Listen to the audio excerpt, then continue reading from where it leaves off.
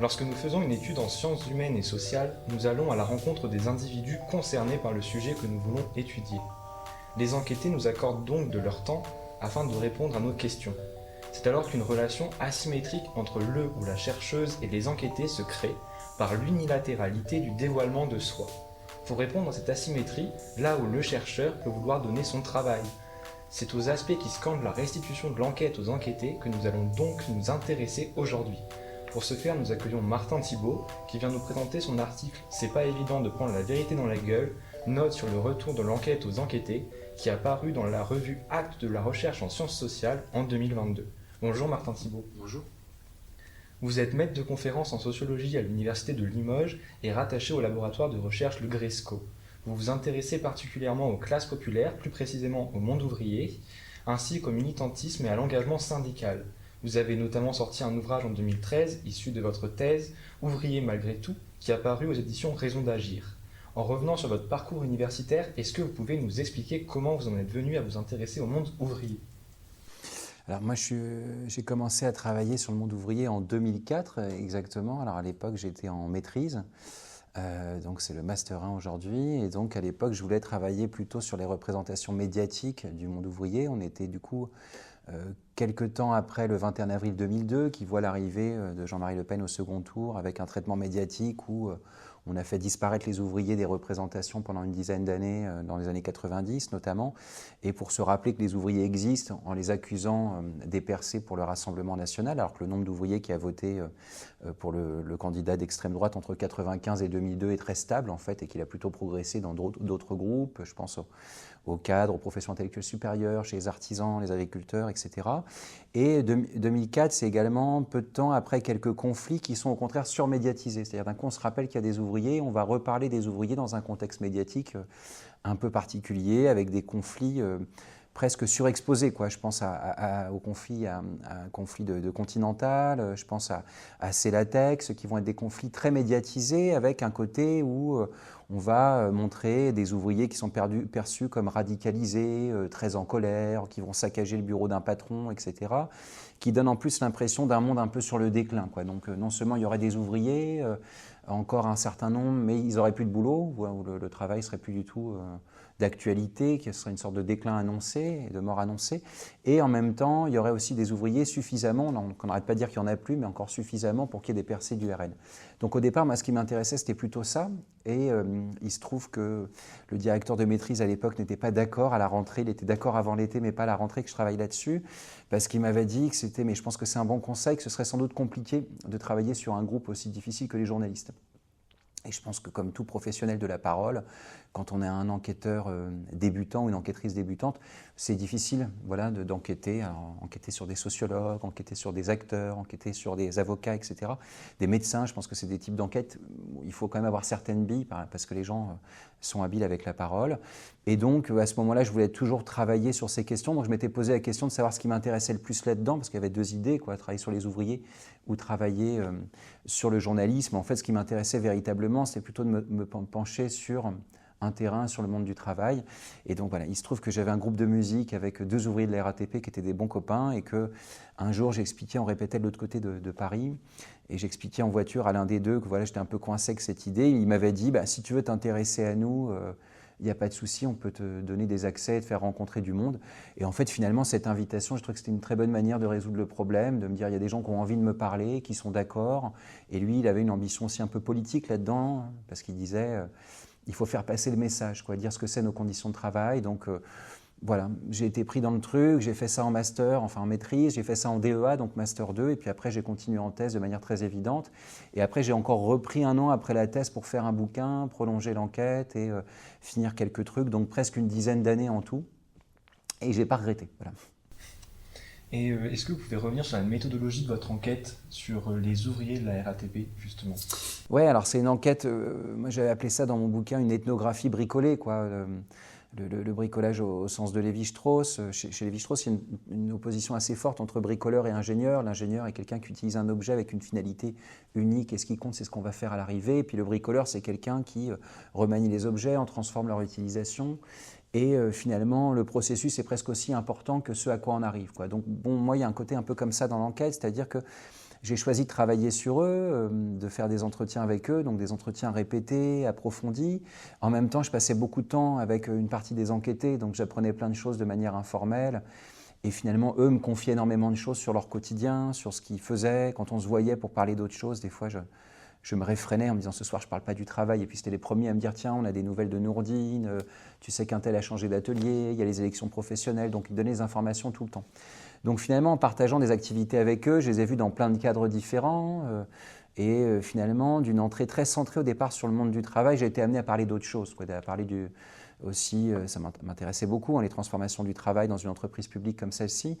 Et puis finalement, j'ai quand même beaucoup parlé des à côté, de leurs pratiques de loisirs, des jeunes femmes avec lesquelles ils se mettaient en couple ou pas, combien de temps ça durait, de toutes leurs pratiques en dehors, des enjeux de définition de soi dans l'espace public, comment on définit, est-ce qu'on dit qu'on est ouvrier, est-ce qu'on dit qu'on est ouvrier et autre chose, est-ce qu'on cache son identité dans un contexte où celle-ci est devenue invalidante dans les discours dominants. Donc voilà, c'est aussi comme ça que j'ai été amené à travailler. Donc finalement, j'ai eu une forme d'ethnographie assez... pour ça que je dis bricoler, parce que je n'avais pas une idée très précise de comment j'allais procéder. Je m'étais juste dit... c'est important d'y consacrer du temps et sans doute qu'une des ressources principales de mon enquête, je crois, c'est d'avoir inscrit ça sur une dizaine d'années avec des entretiens longs, répétés, espacés dans le temps. C'est-à-dire que ça, c'est très très précieux parce qu'on voit les gens une fois, ils nous racontent un certain nombre de choses, on fait un entretien très détaillé, donc après on retranscrit l'entretien, on le réécoute, on le connaît presque par cœur. Moi, j'écoute souvent mes entretiens en faisant plein d'autres choses, la cuisine, voilà, d'autres choses, je les ai dans mes oreilles pour pouvoir me familiariser avec la langue des enquêtés et puis les entendre souvent. Et puis quand on les revoit 2 ans plus tard, ils se rappellent très bien de la relation de confiance qu'ils ont pu avoir avec nous, mais assez mal de ce qu'ils ont pu nous dire la fois d'avant. Donc c'est un très bon moyen de voir aussi leur représentation évoluer, quelqu'un qui peut avoir un point de vue différent sur le travail, sur la hiérarchie, qui trouvait que les chefs étaient tous des cons, et puis qui 2 ans plus tard se rend bien compte que la seule possibilité d'être promu dans l'entreprise, c'est de se rapprocher de la direction, donc d'essayer de pouvoir montrer ça dans le temps. Donc je dirais bricoler parce que finalement j'ai cumulé pas mal de processus d'enquête, avec des contacts informels, des contacts ethnographiques prolongés, des relations de confiance dans la durée, et puis des entretiens longs, voilà, comme je disais, longs, répétés, espacés dans le temps. Et je pense que c'est aussi la durée, voilà, peut-être finir là-dessus, mais la durée qui est une question centrale et qui me permet d'insister quand même sur le fait que la durée, c'est irremplaçable, quoi. Voilà, il y a beaucoup de choses aujourd'hui dans la recherche poussent à aller vite, à publier des résultats rapidement, à être soumis à des processus d'évaluation de la recherche où il faut publier tout le temps. Bon, je pense que c'est important de publier quand on a vraiment des choses à dire et là-dessus, on ne peut pas remplacer le temps, quoi.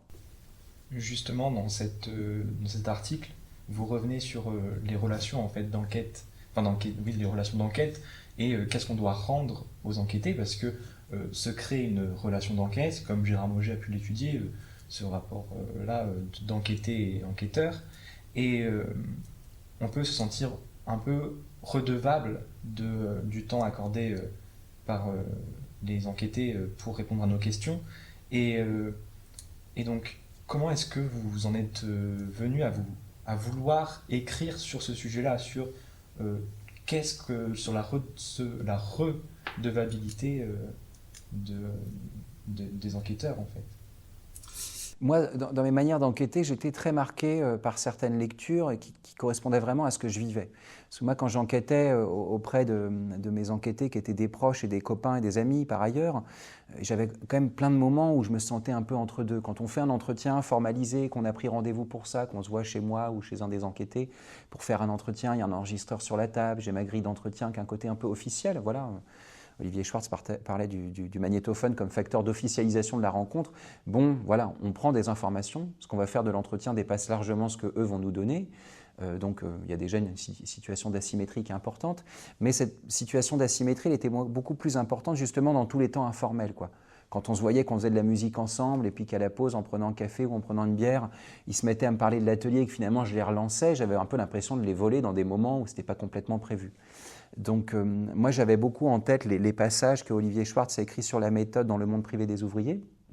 Olivier Schwartz qui était le directeur de cette thèse, et qui parlait du vol, quoi, de la situation d'enquête. Que finalement on prend toujours beaucoup plus d'informations que ce que les gens font. Donc déjà, ça amène à être très attentif au fait que la relation d'enquête doit être un moment agréable. Pour moi, c'est très important que les enquêtés puissent parler assez librement, puissent dire un certain nombre de choses, des choses qui leur tiennent à cœur, avoir un contexte d'écoute extrêmement important qui leur permet aussi de pouvoir utiliser ça comme un moyen de vider leur sac, de se confier, de dire tout un tas de choses. Et parce que j'ai aussi en tête que de toute manière, ce que je vais en faire dépasse largement le contenu de cette interaction. Donc on parle du vol.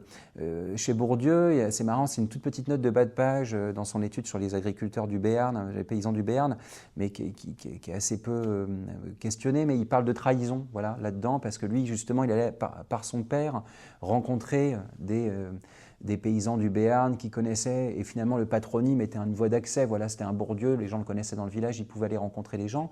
Et à un moment, quand il écrit, il dit il y a quelque chose d'une forme de trahison là-dedans, parce que finalement, je me sers de mon patronyme, d'une interconnaissance sur une scène locale pour pouvoir le mobiliser dans d'autres types de travaux.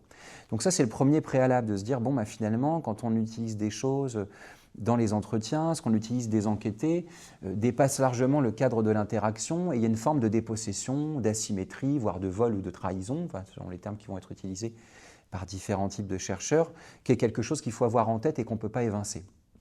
Ce qui veut dire que moi, ma toute première publication, c'était en 2008, donc c'était quelque temps avant que ce soit validé. C'était un article dans les actes de recherche de la recherche en sciences sociales.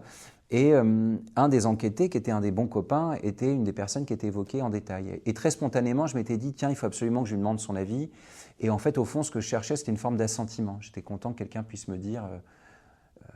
oui, ça correspond à la réalité, premier enjeu, et puis de dire, bon, tu nous as pas trop volé, ça va. J'ai un côté comme ça, j'ai besoin que ma conscience soit tranquille, mais je pense que ça dépasse ça, c'est une vraie question épistémologique sur ce qu'on doit aux enquêtés, comment ils peuvent modifier ce qu'on va en dire. Et donc, à partir de là, je me suis mis à le faire assez régulièrement, à demander aux enquêtés de lire un certain nombre de choses. Je me suis mis aussi dans les entretiens, pour les entretiens qui étaient répétés, à dire, tiens, la dernière fois, tu m'avais dit ça, moi, je l'analyserai de cette manière-là, qu'est-ce que tu en penses? C'est aussi une manière de restituer les matériaux autrement, de faire en sorte que les entretiens soient un côté un peu socio-analytique, de dire on peut analyser ça de cette manière-là, est-ce que tu serais d'accord avec ça, peut-être que tu n'es pas d'accord, etc.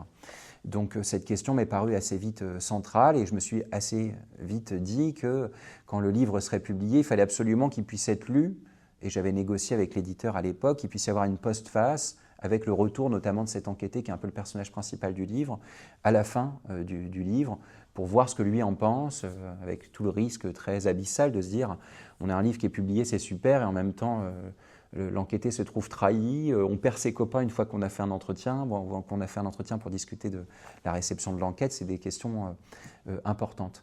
Donc moi j'ai matérialisé de cette manière-là, et pour moi c'est paru très très vite important de pouvoir se dire qu'un enjeu central, et je me suis rendu compte à ce moment-là que peu de gens en parlaient, c'est aussi comment est-ce qu'on peut rendre les travaux aux enquêtés. Donc c'est peut-être la question qui va venir après, mais on imagine souvent que les travaux sont émancipateurs. Voilà, quand on fait de la sociologie bourdieusienne, on considère souvent que les travaux, de manière assez rapide d'ailleurs, sans trop le questionner, vont être dérangeants pour les dominants et puis émancipateurs pour les classes populaires. En fait, c'est souvent beaucoup plus compliqué que ça.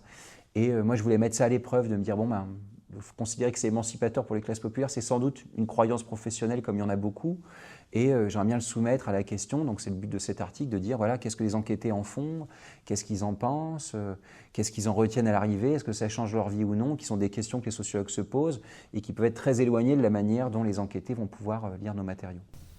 Et vous revenez aussi sur la question de pourquoi est-ce qu'on ne questionne pas en fait la restitution de l'enquête aux enquêtés. C'est aussi parce que les chercheurs peuvent avoir peur de rendre l'enquête aux enquêtés, et je crois que c'est Daniel Biesel qui montre que ça pourrait revenir à contrecarrer nos résultats. Oui, je pense qu'il y a deux raisons principales. Celle-ci est importante. Je pense que les raisons pour lesquelles les chercheurs rendent assez peu leurs travaux à leurs enquêtés, la première, elle est liée au travail d'enquête et au travail scientifique et de publication scientifique. Bon, vous allez sur un terrain que, par exemple, vous ne connaissez pas du tout. Alors, ce n'est pas mon cas, vous l'aurez compris, mais vous allez sur un terrain que vous ne connaissez pas du tout, vous allez rencontrer des gens, vous passez du temps avec eux, 1 an et demi, 2 ans et demi. Et en fait, au bout d'un moment, vous allez écrire, donc vous considérez que le terrain est plus ou moins arrêté, vous vous détachez du terrain, vous revenez dans votre univers quotidien, vous écrivez, il y a des relations avec les revues, avec un éditeur, etc. Bon, des fois, la publication elle peut venir 1 an et demi, 2 ans et demi, 3 ans et demi après l'enquête. Et parfois, on n'a pas du tout de contact, on n'a pas du tout gardé contact avec les enquêtés, ce qui fait que, voilà, alors à la fois c'est plus commode, on n'a pas beaucoup besoin de revenir vers eux, personne ne va nous tirer par la manche pour dire « Attends, tu nous avais interrogé pendant 2 ans, qu'est-ce que c'est devenu ?» Voilà. Mais aussi parce que des fois on n'a plus d'autres contacts avec ce terrain-là, donc ça peut paraître parfois un peu étrange de revenir pour dire « Tiens, j'ai fait ça, qu'est-ce que tu en penses ?» Et puis le deuxième, c'est parce qu'effectivement c'est risqué, et je pense qu'on risque beaucoup plus que ce qu'on peut gagner en faisant une restitution des matériaux. Parce qu'on risque déjà de montrer qu'on s'est trompé. Les chercheurs n'aiment pas trop savoir qu'ils se sont trompés. Alors du coup, de manière générale, de se dire non, il y a des approximations, il y a des erreurs. On imagine souvent qu'un travail d'enquête est fini, donc quand on publie, on a cette illusion que c'est fini, que ça existe, et qu'on ne s'est pas trompé. Des fois, des informations très secondaires qui vont être modifiées. Moi, je me rappelle qu'un enquêté, c'est même pas moi qui m'étais trompé, mais qui a pu le vérifier en le relisant, quand il a lu le bouquin, le premier truc qu'il me dit, ouais, c'est pas la 3e que j'ai redoublée, c'est la 4e. Et puis ma sœur, elle s'est arrêtée en 2e année d'école d'infirmière, voilà.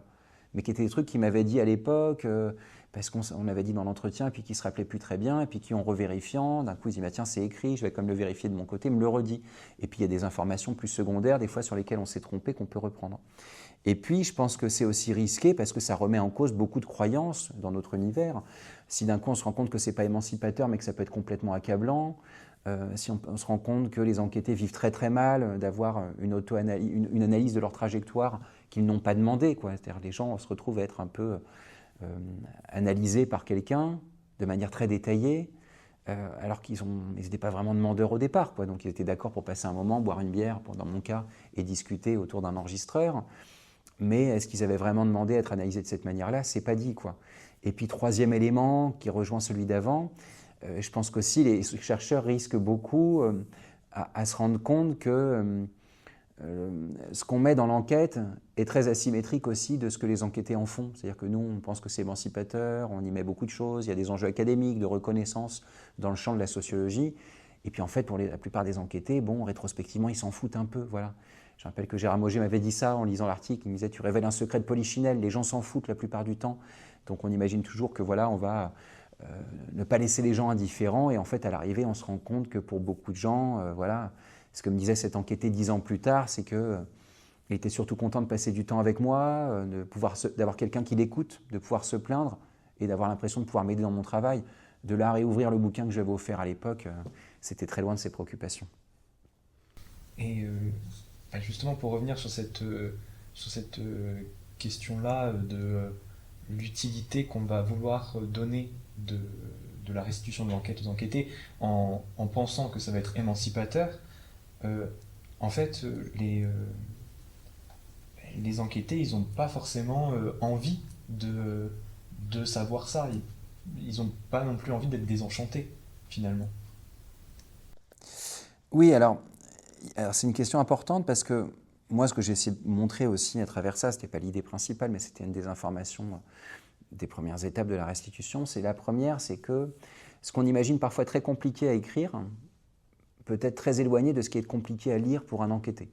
Moi, je me rappelle que cet enquêté, j'avais beaucoup analysé ses relations conjugales avec des jeunes femmes d'autres milieux sociaux, les enjeux qu'il pouvait y avoir de domination dans la chambre à coucher, pour le dire comme ça, sur le fait qu'il envisageait de se mettre avec ce que j'appelais des sirènes de classe moyenne, d'incarner par la mise en couple, de pouvoir faire un pas supplémentaire vers les classes moyennes en plus de l'évolution de ses loisirs culturels, et que finalement des fois ça ne tenait pas suffisamment longtemps, que c'était parfois vécu sur un registre intime difficile où la distance sociale était perçue difficilement.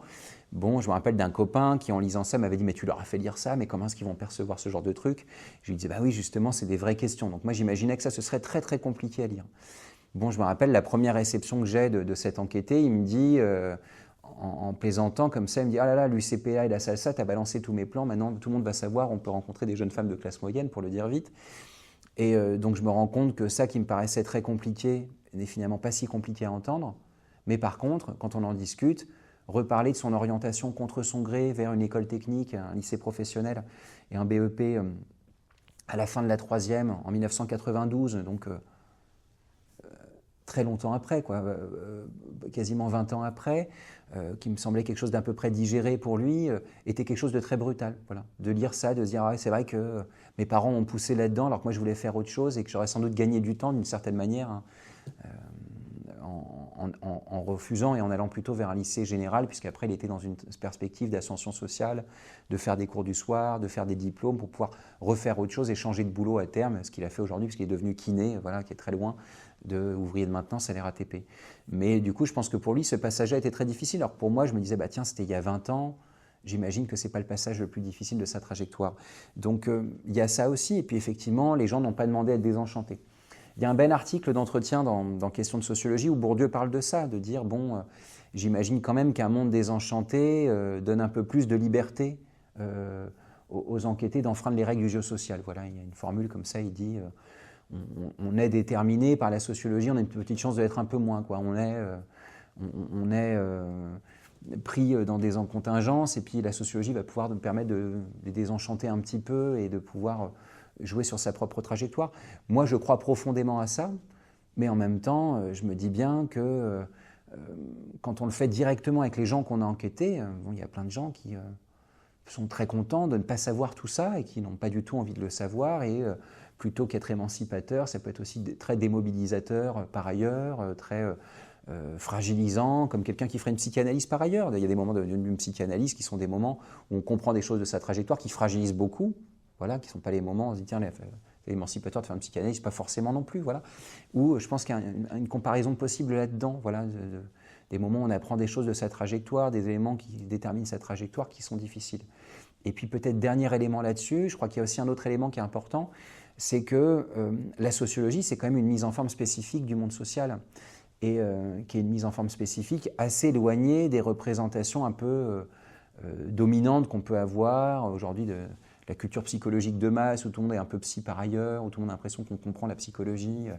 Il y a Psychologie Magazine, voilà, les gens peuvent lire tout un tas d'analyses pseudo-psychologiques dans tout un tas de magazines par ailleurs, où tout le monde pense avoir des grilles psychologiques pour comprendre sa trajectoire. Bon, la sociologie, c'est souvent la mise en forme spécifique, très particulière du monde social, avec d'autres enjeux que des enjeux psychologiques, qui peuvent être quand même assez éloignés de la manière dont les gens ont l'habitude, même quand ils ont un effort de socio-analyse, dont ils ont l'habitude de lire leur trajectoire habituellement. Donc en fait, il peut y avoir aussi une forme d'opposition assez nette par rapport aux lectures qu'on a de sa propre trajectoire et à la manière de les mettre en forme. Et la première lecture que j'avais faite de cet article en 2008, l'enquêté m'avait dit ça, et je pense que ça incarne ça. Il m'avait dit c'est exactement ça, mais je ne l'aurais jamais dit de cette manière-là. Voilà, je pense que ça résume un peu cette idée que cette mise en perspective particulière du monde social peut créer des effets de surprise très importants pour les enquêtés, qui les éloignent des lectures qu'ils peuvent avoir de leur propre trajectoire. Donc l'enquêté en question, en fait, qui est votre ami, vous l'appelez Mathieu, et vous montrez que ça peut être une aide aussi à l'écriture, de pouvoir parler de l'enquête avec les enquêtés, comme l'avait fait Michel Pialou avec Christian Courrouge dans Actes. En fait, on peut écrire avec l'enquêté pour faire un travail qui va peut-être être plus proche de la réalité. Ouais, ça revient à ce qu'on disait tout à l'heure, peut-être que je peux commencer là-dessus, sur le fait qu'il y a un éloignement de l'enquête qui fait qu'on se détache du terrain, et donc quand on n'a pas des relations amicales, voilà, Michel Pialou continuait de loger chez Christian Courrouge à chaque fois qu'il allait enquêter à Peugeot, même quand il n'enquêtait pas directement Christian Courrouge, ils passaient quand même la soirée ensemble, ils continuaient d'échanger, ils continuaient d'avoir des échanges. C'est pas un hasard si la plupart des gens qui ont écrit sur cette question, en tout cas qui se sont posé la question de rendre une partie du travail aux enquêtés, d'écrire avec eux, de fabriquer des choses avec eux, sont souvent des enquêteurs qui partagent des liens de proximité avec les enquêtés. Donc moi, quand j'ai essayé de faire la recension de tous les travaux qui abordent cette question-là d'une manière ou d'une autre, donc qui permettent de penser à la deuxième partie de la réponse sur un espace des restitutions possibles, sont souvent des gens qui ont des liens affectifs directs. Je pense à Philippe Bourgois, par exemple, en quête de respect avec Primo. Je pense à Françoise Zonaben, qui a beaucoup parlé d'ethnologie du proche et des enjeux de la restitution. Ça pourrait être le cas de Nicolas Renaï. On pourra en citer un certain nombre. En tout cas, souvent des gens qui ont des types de relations amicales, politiques avec les enquêtés qui les amènent à se dire moi je ne peux pas disparaître pendant 2 ans et revenir du jour au lendemain en donnant l'impression qu'il n'y a plus rien. Et on se sent un peu plus redevable quand on continue d'entretenir des liens avec eux. Et puis cet exemple de texte, les chroniques Peugeot de Courrouge et Pialou, sont un exemple, à mon avis, de quelque chose pour lequel je plaide, moi. Je ne suis pas du tout à défendre un retour tout azimut. Je pense que rendre tout à n'importe qui, dans n'importe quel type de circonstance, c'est quelque chose de très dangereux pour l'enquête, qui pourrait être très dangereux pour les enquêtés. L'anonymat est souvent une fiction dans un espace restreint. Vous enquêtez sur un atelier de 150 personnes. Tout le monde sait qui a été interrogé. Si vous en avez vu 30 ou 40, tout le monde sait qui a été interrogé et tout le monde se reconnaît. Moi, les lectures que j'ai eues, quand les gens me parlaient des enquêtés, personne ne s'est jamais trompé sur un pseudonyme qui montre qu'on dit des choses à un enquêteur qu'on n'a pas forcément envie de dire à ses collègues. Bon, c'est des questions qui peuvent être importantes et qui ne plaident pas, à mon avis, pour rendre les travaux dans toutes circonstances à tout le monde.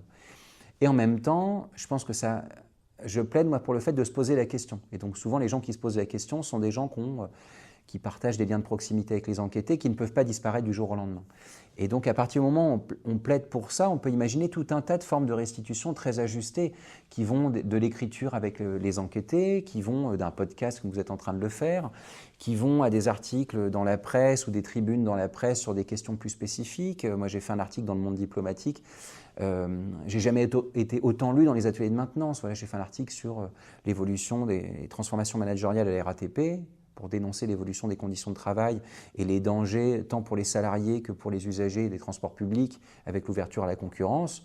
Bon, voilà, c'est le journal français le plus lu dans le monde. Il y a 2 millions de lecteurs dans le monde, on les traduit dans plein de langues. Il y a 250 000 lecteurs par mois ou 280. Bon, on se dit d'un coup, eux, ils étaient très contents parce que ça leur permettait de dire, les militants syndicaux notamment, mon livre sur les relations à la condition ouvrière des plus jeunes, ça les intéressait modérément. Un article d'une page comme ça sur les conditions de travail, c'était quelque chose qu'ils ont mis dans tous les ateliers de maintenance, qu'ils ont affiché sur les panneaux d'affichage syndical, qui permettait de dire à la direction, vous ne pouvez pas dire que ce n'est pas vrai, il y a quelqu'un d'autre qui l'a dit que nous. Voilà, on n'est pas les seuls à le dire. Donc ça, c'est un type de restitution très ajusté. J'avais tout à fait conscience en écrivant ça que ce serait quelque chose qui allait leur plaire. Et du coup, je pense qu'on peut imaginer plein de types de restitutions aux enquêtés qui permettent des restitutions orales, des restitutions à travers des entretiens successifs où on explique ce que je disais tout à l'heure, on explique des choses qu'on a analysées dans l'entretien précédent qu'on va pouvoir mobiliser cette fois-là, qui permettent de penser très largement la restitution. Et puis, c'est mon actualité éditoriale, mais moi, j'ai par exemple écrit un roman récemment à partir de mes travaux sociologiques. Je pense que c'est une autre possibilité de restitution. C'est une autre manière de pouvoir incarner des trajectoires, de parler de travaux sociologiques en les faisant exister sous un format différent. Et donc, je pense qu'on a tout intérêt à varier les formats, qui est aussi une réponse par rapport à une évolution éditoriale des sciences sociales où il faudrait faire aujourd'hui des livres sans données statistiques, sans tableau, sans ACM, sans notes de bas de page, une forme de format un peu hybride, qui en soi est un peu décevant d'un point de vue sociologique, et puis pas vraiment de la littérature de l'autre côté, ou en tout cas décevant aussi parfois dans la lecture pour d'autres personnes. Je pense qu'on peut penser plein de formats différents, quoi. C'est pas tout ou rien de l'enquête, soit l'intégralité des matériaux, soit rien, soit la thèse ou rien. Je pense que voilà, podcast, restitution orale, littérature, format hybride, etc. sont plein de manières de penser la restitution et de ne pas la mettre de côté comme quelque chose qu'on voit trop souvent et qui est finalement relativement commode. De ne pas se poser cette question me paraît un peu trop simple. Oui, parce que Louis Pinto, il le montrait justement que les personnes qui vont lire souvent ces résultats d'enquête, ça va être les personnes des classes supérieures. Donc la restitution de l'enquête, il faut la réfléchir pour qu'elle puisse être,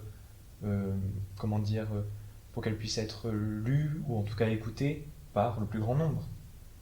Oui, alors il y a cet enjeu-là, qui est un enjeu des éditeurs en sciences sociales aujourd'hui, de vouloir toucher un maximum de gens, donc en imaginant que, peut-être qu'ils n'ont pas tort au fond, mais du coup ça peut être relativement décevant d'un point de vue sociologique, quand on enlève beaucoup d'éléments qui font le cœur de l'analyse sociologique, on perd beaucoup de l'essence même de l'enquête, du travail, que les questions méthodologiques deviennent un peu secondaires parce qu'il faut axer sur les matériaux, qu'on a moins d'espace parce que ça coûte trop cher à publier, donc il faut des livres relativement restreints.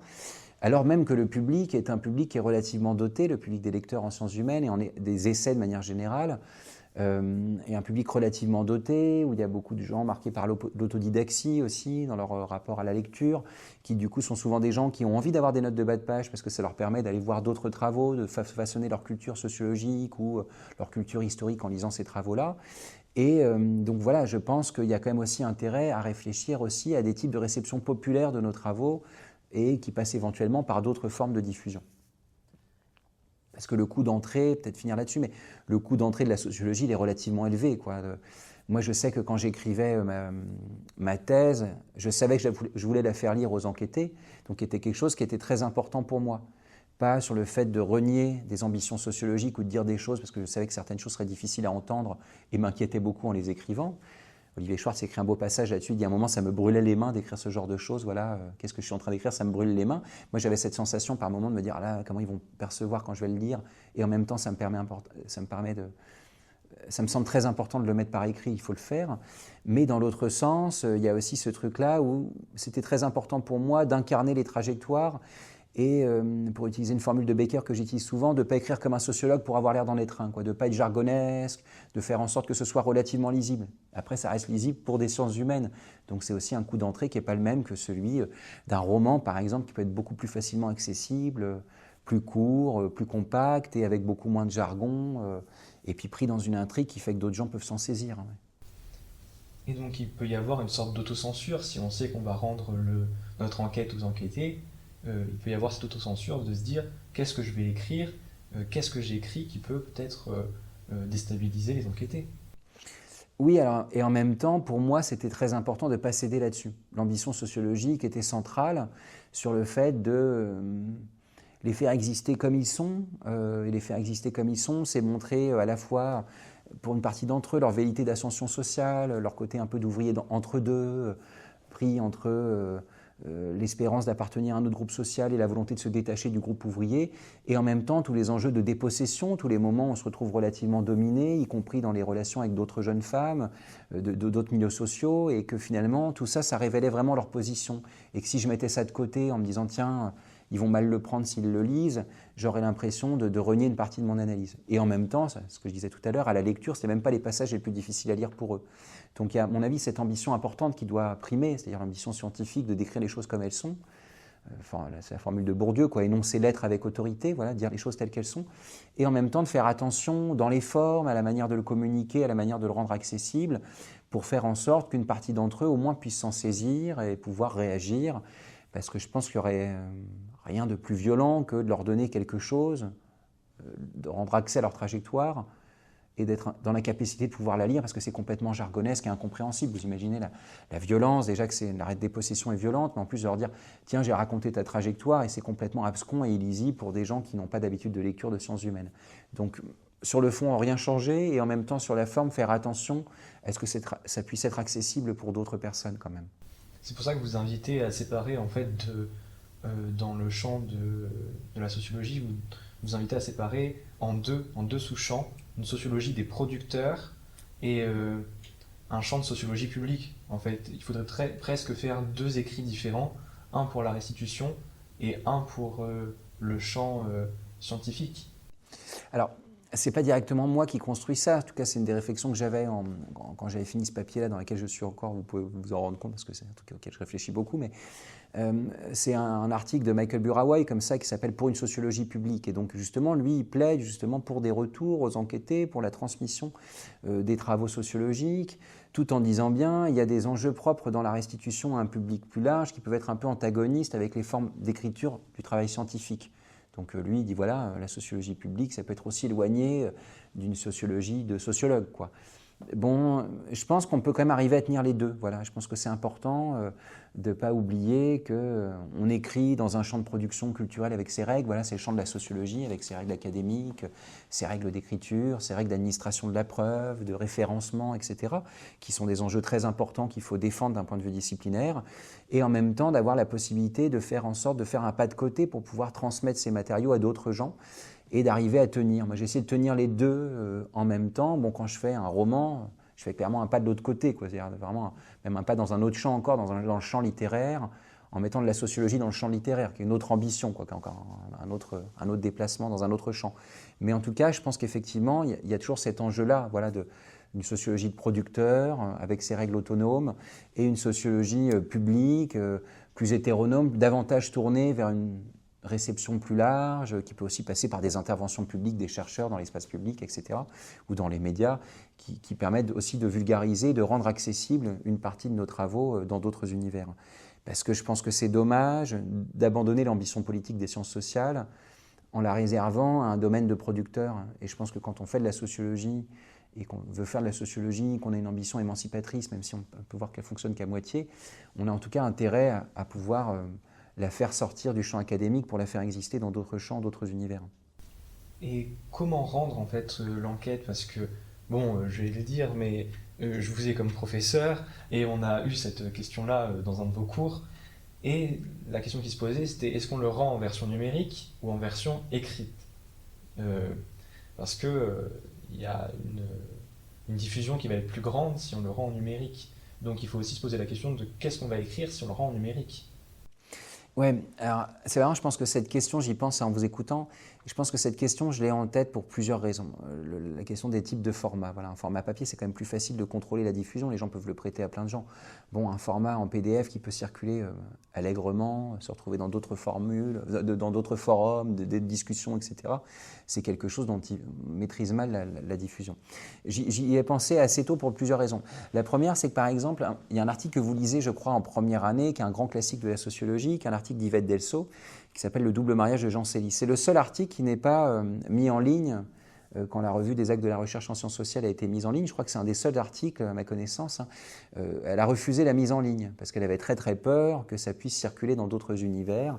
Je me rappelle qu'elle avait lu ce papier en disant que c'était sa grande frousse aussi de se dire, ah là là, que les gens puissent lire ce qu'on a écrit sur eux, c'est quand même une angoisse très forte, quoi, pour le chercheur de se dire, ou la chercheuse, de se dire qu'est-ce qu'il va en faire, comment il va percevoir ça. Quelle image, qu'est-ce qu'il va penser de moi, quoi. Je vais être un traître, je vais avoir trahi la cause d'une certaine manière, trahi sa confiance ou des choses comme ça. Donc je pense que le format numérique est aussi plus risqué. C'est aussi parce qu'une fois j'avais suivi un étudiant qui avait rendu ses travaux et qui voulait travailler sur un univers où il avait rendu un univers dans lequel il était salarié, qui avait rendu un des enquêtés son travail sous format numérique, qui avait circulé à tout le monde et auprès de la hiérarchie, qui fait qu'il avait été convoqué, il avait failli être licencié. Et l'année d'après, quand il avait voulu faire une autre enquête dans un autre univers, qui était quand même associé à la même collectivité, quand il était arrivé, les gens avaient son mémoire sur le bureau et lui avaient dit « on sait très bien qui vous êtes et vous ne travaillerez jamais ici ». Donc il me faisait me dire quand même, le format numérique, c'est des logiques de diffusion qui peuvent être difficilement maîtrisables, quoi. On ne sait pas trop à qui on le donne, on ne sait pas trop qui va le donner à qui et comment ça peut circuler. Donc je pense qu'il y a quand même un intérêt à réfléchir à ces questions-là, mais plus généralement, il y a un intérêt à réfléchir à qu'est-ce qu'on rend. Voilà. Et je pense qu'on n'est pas obligé de rendre tout intégralement, ça peut être un format réduit, ça peut être une analyse de trajectoire, ça peut être une insistance sur les résultats les plus probants, on peut anonymiser au maximum dans la restitution pour éviter que les gens se reconnaissent. Moi, pendant plusieurs années, j'ai coordonné une dizaine d'années le stage d'enquête des étudiants de master. Bon, c'est souvent ce qu'on faisait, c'est-à-dire moi j'insistais pour qu'on présente le travail publiquement à la fin de la semaine, en disant aux étudiants, il y a un enjeu important, c'est que les gens qui vont venir sont des gens qui ont été interrogés. Donc on est dans un espace d'interconnaissance, les gens savent très bien qui a dit quoi. Si on commence à dire une adjointe à la culture de la commune a dit ça, elle sera sans doute dans la pièce et tout le monde va se retourner vers elle. Donc on a tout intérêt à faire aussi attention où un responsable du service des sports ou un responsable de tel ou tel équipement a été interrogé. On a tout à fait attention à faire... tout à fait intérêt à avoir une attention très forte à la manière de présenter les résultats pour veiller à cet anonymat dans des cercles de diffusion relativement restreints.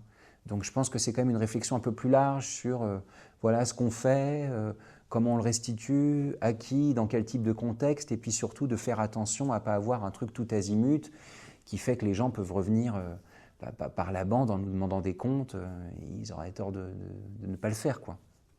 Et j'aimerais bien qu'on revienne sur la question de l'anonymisation, parce qu'on en a parlé un peu vite fait tout à l'heure, mais quand on rend l'enquête aux enquêtés, l'anonymisation, elle est, comment dire, vous l'avez montré, elle est plus que partielle, enfin, elle est vraiment presque inutile finalement, parce que les gens arrivent à se reconnaître.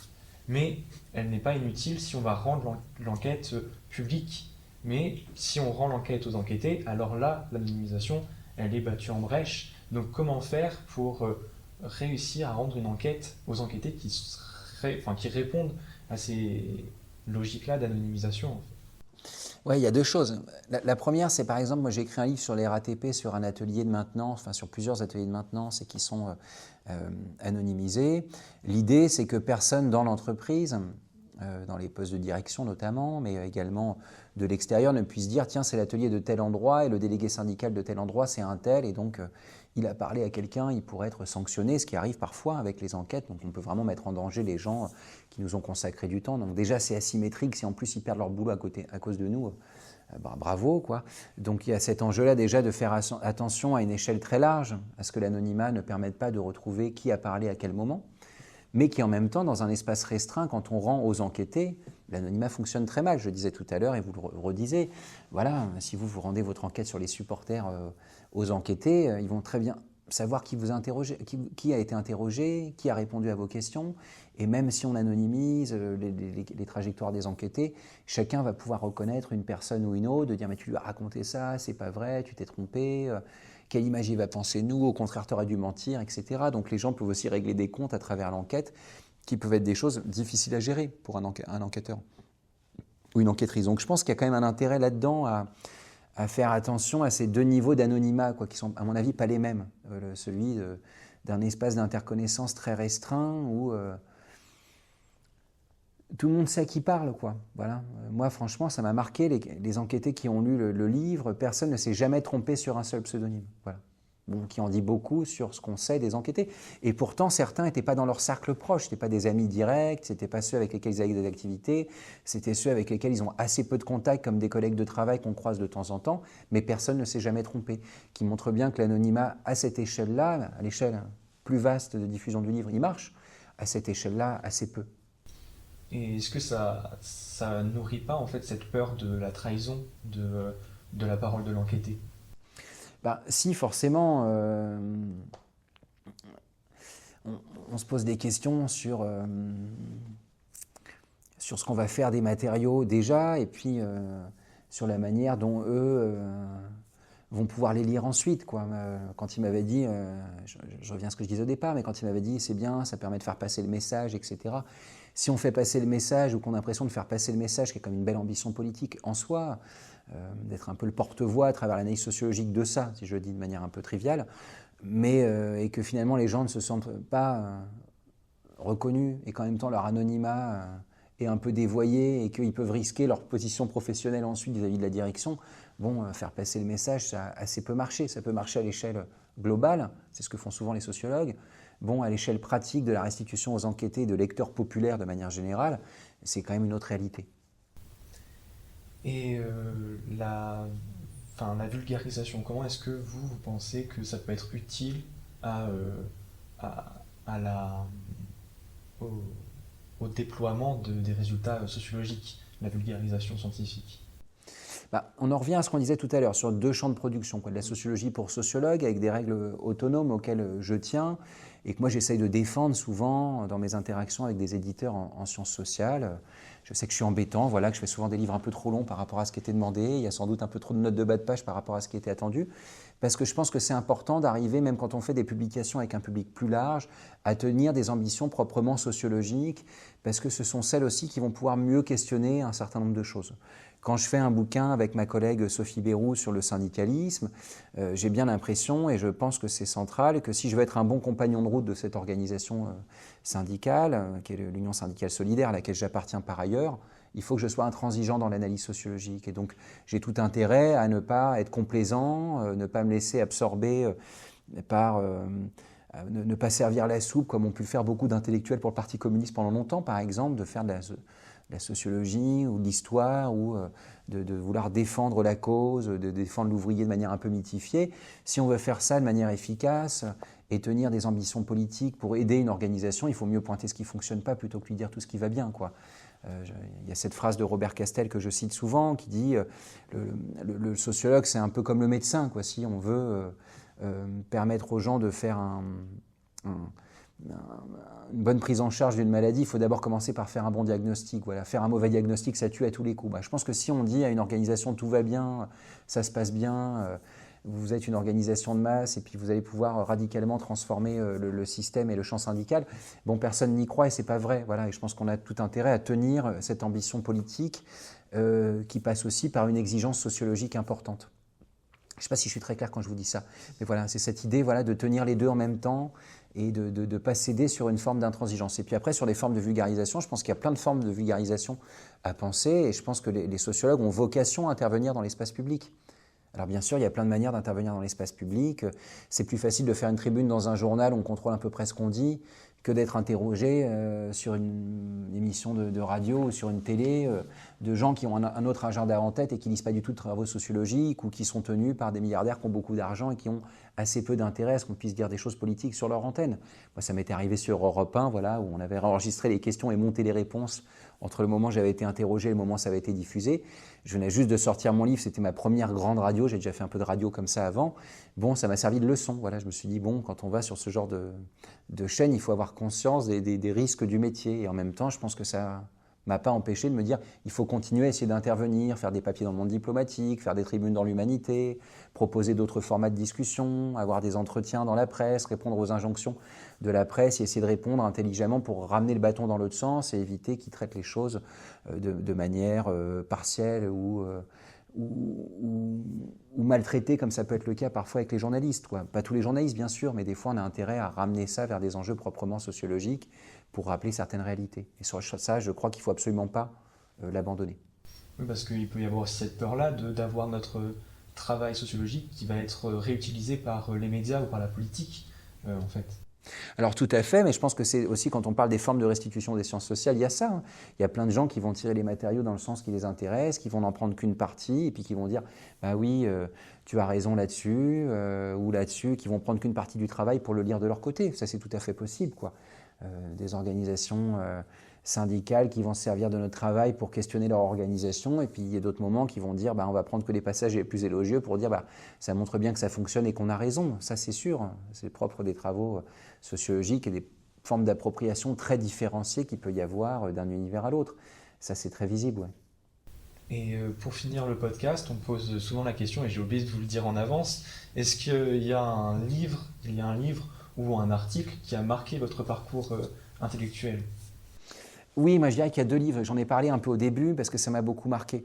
Je pense que le premier livre, c'est Retour sur la condition ouvrière de Stéphane Beau et Michel Pialou, qui sort en 1999, voilà, qui est un livre remarquable d'enquête et qui est un livre également remarquable par le type de compagnonnage et d'exigence sociologique par ailleurs.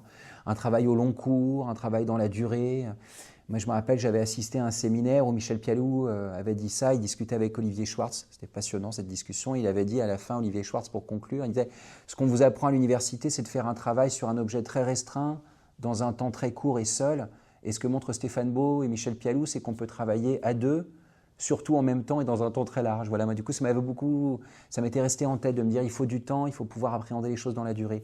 Et puis un autre ouvrage qui a été central, c'est celui d'Olivier Schwartz pour moi, le monde privé des ouvriers, à la fois pour ce qu'il aborde et comment il traite la question ouvrière autrement, par la sphère domestique, par les espaces intimes, mais également par tout ce qu'il dit sur la méthode, par tout ce qu'il dit sur l'ambition de l'ethnologie, de l'ethnographie dans l'enquête, et en même temps les questions de la trahison, de ce qu'on fait des matériaux, de ce qu'on a l'impression de prendre aux enquêtés, de la loyauté qu'on leur doit par ailleurs dans la restitution des matériaux, qui sont des questions comme ça qu'il aborde et qui me sont vraiment restées en tête de manière très, très importante. Et voilà, je pense que si je devais citer 2 ouvrages comme ça, rapidement sans y réfléchir, c'est ces 2-là qui viendraient en premier. Merci beaucoup Martin Thibault d'être venu nous présenter cet article. Et on se retrouve bientôt pour un prochain podcast. Alors on ne sait pas quand, parce qu'on en a de prévus, mais ça va dépendre de l'organisation en fait de fin de semestre. Donc peut-être qu'ils sortiront à la rentrée, on verra. Mais merci beaucoup de nous avoir écoutés et à bientôt. Merci à vous.